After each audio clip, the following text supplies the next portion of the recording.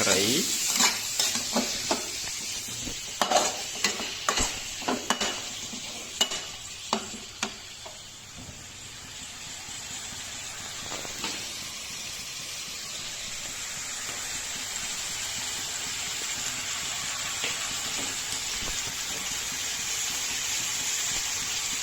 ចាទឹកត្រីហើយដាក់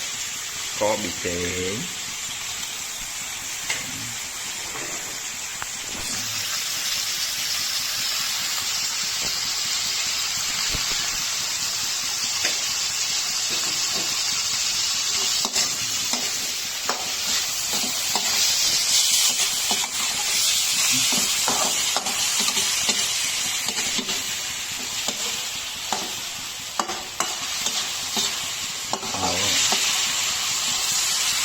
rồiហើយ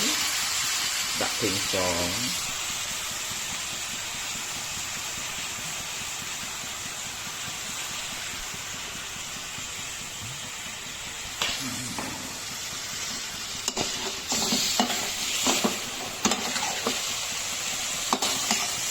ទៅវិញ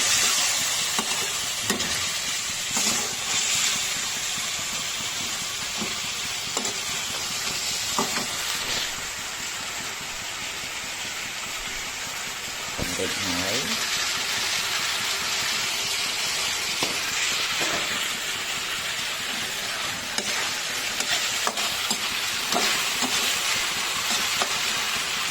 đây chặt rồi lốt